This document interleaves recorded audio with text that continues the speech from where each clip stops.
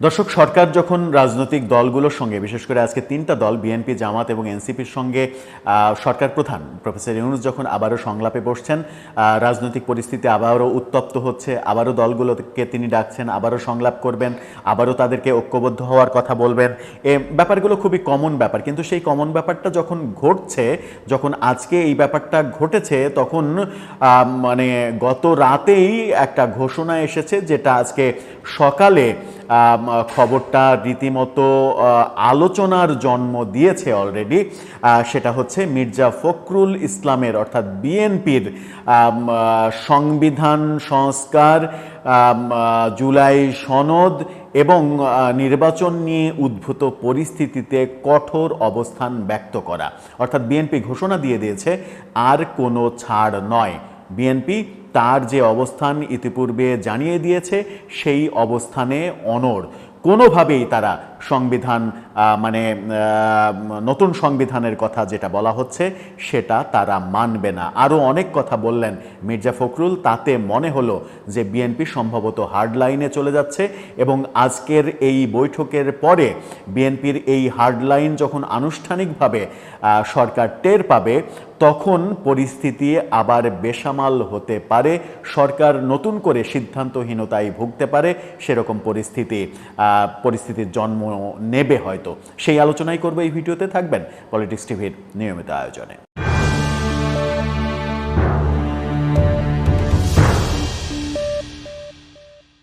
দর্শক, বলছিলাম বিএনপি মহাসচিব মির্জা ফখরুলের একেবারে স্ট্রেট কাট কথা, সোজা সাপটা তিনি তার কঠোর অবস্থান, তার দলের কঠোর অবস্থান জানিয়ে দিলেন। এতদিন গত এক বছরে বিএনপির এমন কঠোর অবস্থান কখনোই দেখা যায়নি। বিএনপির সব সময় একটা স্যাক্রিফাইজিং মুডে ছিল, এক ধরনের নতজানু রাজনীতি করার টেন্ডেন্সিতে ছিল। এই প্রথমবারের মতো তারা হার্ড লাইনে যাচ্ছে, সেটা স্পষ্ট হয়ে গেল। কি বললেন তিনি, শিরোনামটা দেখে নিন, যমুনা টিভির এই শিরোনামটা। তারা বলছে যে নতুন সংবিধান গ্রহণ করব না, তবে জুলাই সনদের নিশ্চয়তা দেয়া হবে।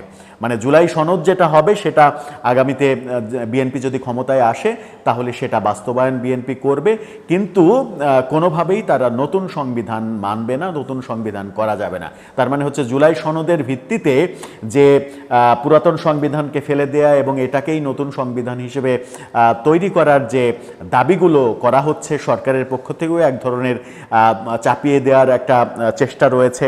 জামাত, এনসিপি, ইসলামী আন্দোলন তারা সেই দাবিগুলো করছে, সেটার বিপরীতে বিএনপি তার অবস্থানটা স্পষ্ট করে দিল।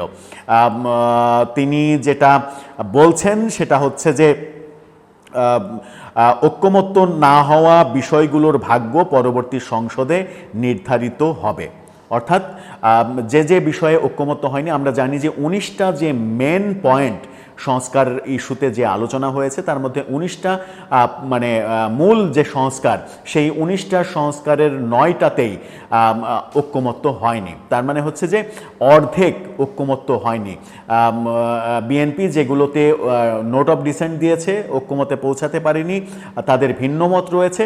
এটা মির্জা ফখরুলের কথাই এবার স্পষ্ট হয়ে গেল, যেটা আমরা অনেক আগেই অনেকবার বলেছি যে বিএনপি কখনোই পরবর্তী সংসদে এগুলো পাশ করবে না।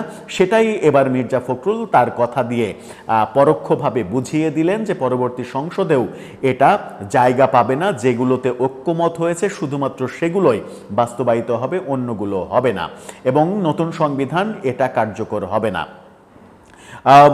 তিনি বলেছেন যে যে কোনো কিছু করতে হলে আগে সংসদে যেতে হবে, সংসদ ছাড়া সংবিধান সংশোধন করা যাবে না। অর্থাৎ আপনি যে সংশোধনের কথাই বলছেন, যে সংস্কারের কথাই বলছেন, যেগুলো সাংবিধানিক ব্যাপার, সেগুলোতে আপনাকে সংসদে যেতেই হবে। সংসদে গিয়ে সেটার বৈধতা দিতে হবে, এবং সংসদে শুধু গেলেই হবে না, সংসদে 2/3 সংখ্যাগরিষ্ঠতা লাগবে, 2/3 সংসদ সদস্যের ভোট লাগবে।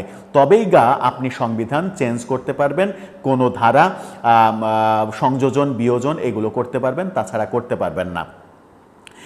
এদিকে গণপরিষদ কিংবা নতুন সংবিধান নিয়েও বিএনপির অবস্থান স্পষ্ট করে দিয়েছেন তিনি। বলেছেন বিদ্যমান সংবিধান অনুযায়ী সবকিছু হতে হবে, প্রয়োজনে সংবিধানের ভুল ত্রুটি সংশোধন হতে পারে, এর বেশি কিছু নয়। অর্থাৎ আমরা যে কথা বলছিলাম যে বিএনপি কখনোই ৭২-এর সংবিধান ফেলে দেওয়ার পক্ষে যাবে না, সেটাই মির্জা ফখরুল ইসলাম একেবারে স্পষ্ট করে বুঝিয়ে দিলেন। বিএনপি মহাসচিব আরও বলেছেন নতুন সংবিধান আমরা গ্রহণ করব না, কারণ বর্তমান সংবিধানের সঙ্গে মুক্তিযুদ্ধ ও স্বাধীনতা সংগ্রাম জড়িয়ে রয়েছে। খুবই গুরুত্বপূর্ণ একটা কথা বলেছেন। কদিন আগে আমরা দেখলাম রিপোর্টার্স ইউনিটিতে মুক্তিযোদ্ধারা বাংলাদেশের সংবিধান বিষয়ক একটা গোলটেবিল বৈঠক করছিলেন। আয়োজক ছিল মঞ্চ ৭১ নামে সংগঠন, যেটার সঙ্গে জেডাই খান পান্না জড়িত। জেডাই খান পান্না সাম্প্রতিক সময়ে শেখ হাসিনার হয়ে আইনজীবী হয়ে লড়তে চেয়েছিলেন, সেই কারণেই হয়তো এই প্ল্যাটফর্মটাকে আওয়ামী লীগের প্ল্যাটফর্ম হিসেবে ভাবা হচ্ছে এবং সেখানে একটা মবের জন্ম নিল, যেখানে সংবিধান নিয়ে আলোচনা, ৭২-এর সংবিধান ছুঁড়ে ফেলার প্রসঙ্গে আলোচনা, সেখানে মবের জন্ম হলো, মব তৈরি করা হলো এবং যারা মব তৈরি করলো তাদেরকে কিছু বলা হলো না, যারা মবের শিকার হলেন সেই মুক্তিযোদ্ধা, সাংবাদিক, শিক্ষক, তাদেরকে কারাগারে প্রেরণ করা হলো। অর্থাৎ কিন্তু বিএনপি তার অবস্থান এবার স্পষ্ট করে জানিয়ে দিল যে সংবিধান নতুন করে লেখা যাবে না, কারণ আমাদের যে সংবিধান সেই সংবিধানের সঙ্গে মুক্তিযুদ্ধ, স্বাধীনতা, ৭১ এই ব্যাপারটা জড়িয়ে, যেটার সঙ্গে বিএনপির আবেগ, অনুভূতি এবং একাগ্রতা জড়িয়ে। কারণ বিএনপি এই মুহূর্তে বোধহয় দাবি করতে পারে যে বিএনপি সেই দল যাদের দলে এখন জীবিত মুক্তিযোদ্ধাদের মধ্যে সবথেকে বেশি মুক্তিযোদ্ধা আছে, যেটা বিএনপি দাবি করে থাকে। অন্যদিকে জামাত ইসলামী, ইসলামী আন্দোলন বা এনসিপির সমমনা বক্তব্যেও আগামী নির্বাচন নিয়ে কোনো অনিশ্চয়তা তিনি দেখছেন না।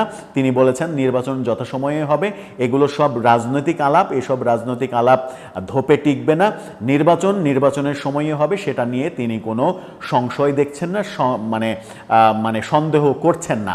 মোদ্দা কথা সেটা হচ্ছে যে বিএনপি স্পষ্ট এবার প্রথমবারের মতো জানিয়ে দিল যে সংবিধান আছে সেই সংবিধান মুক্তিযুদ্ধের মাধ্যমে অর্জিত সংবিধান, সেই সংবিধান ছুঁড়ে ফেলা যাবে না, নতুন সংবিধান তারা গ্রহণ করবে না এবং সংস্কার কমিশনের সঙ্গে মিটিংয়ে যে বিষয়ে ঐক্যমত্য হয়েছে সেগুলোই শুধু আগামী সংসদে পাশ হবে। তাহলে পরিস্থিতি কোন দিকে যাচ্ছে?